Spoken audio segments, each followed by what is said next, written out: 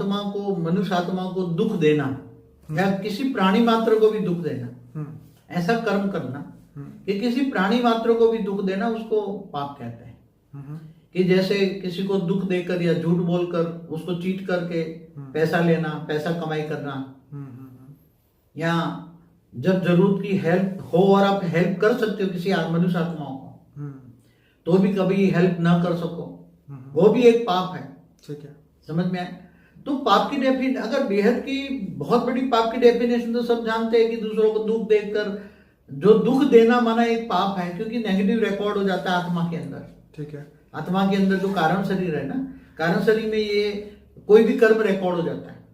मनुष्य का कोई भी कर्मों का कारण शरीर में रिकॉर्ड हो जाना, तो नेगेटिव जो अप्रोच होता है, सामने वाले का नेगेटिव संकल्प चले, सामने चले मनुष्य वाली आत्मा हो चाहे जीवात्मा हो, वो भी नेगेटिव तुम्हारे से दुख देते हो तो वो भी नेगेटिव, हल्की सी सोच होती है उसमें, होती तो है। जैसे आप एक वृक्ष को काटते भी हो, हाँ, तो भी वो वृक्ष में भी तो चैतन्य शक्ति है ना, हम तो उसको आत्मा कहेंगे। क्योंकि भगवान कृष्ण ने वो दो वृक्ष को आंखली टच करा के नहीं, उसको गांधर्व, दो वृक्ष गांधर्व बन गए थे। हाँ, गांधर्व बन गए थे, तो गांधर्वों को मुक्ति दिलाई, वृक्ष बन गए थे गांधर्व।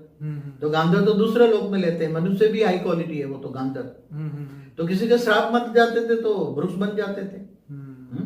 तो कोई जो ज्यादा, मैं बताऊं कि आजकल जो ज्यादा नेगेटिव होते हैं, जो ज्यादा पॉल्यूशन फैलाते हैं, तो ये मरने के बाद वृक्ष बनेंगे ताकि उसको पॉल्यूशन ठीक करना पड़े। कर्मों का थियरी ऑफ कर्म तो यही कहता है। बाबूजी, आपने एक वीडियो में ये भी कहा था कि कोई मनुष्य ज्यादा पेड़ काट काट करता है तो उसको फिर पेड़ बनना पड़ता है। क्योंकि पेड़ काटना तो वैसे तो देखा जाए तो ठीक नहीं है। पेड़ भी एक आत्माएं हैं, तो जैसे एक तुम मनुष्य काट डालते हो, ऐसी तरह एक पेड़ आत्मा को काटना एक पाप होता है। मगर क्या करो, अब कीड़े मकोड़ों को भी तुम मार देते हो, क्योंकि क्या करो, तुम्हारे घर में कीड़े मकोड़े तो मारना ही पड़ेगा। वो तो बाबूजी देखो ना, दुखदाई भी तो जानवर है ना, ये मच्छर है तो मच्छरों को तो मारना ही पड़ेगा, नहीं तो वो तुम्हें मार देंगे। हाँ, तो मगर कहने का मतलब है ब्रॉड सेंस में, एक बात बताऊं, ब्रॉड सेंस में जो आत्माएं, जहां नेगेटिव आत्माएं, उनका तो विनाश करना चाहिए, वो तो गीता में भी कहा हुआ है। ठीक है, जो असुर है, असुरों को हड़ने में कोई पाप नहीं है।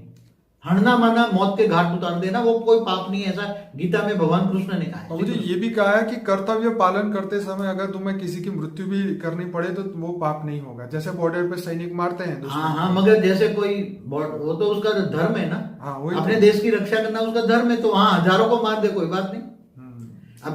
अपने धर्म का पालन करने के लिए, जैसे जिसने जापान में बॉम्ब गिराया, तो वैसे तो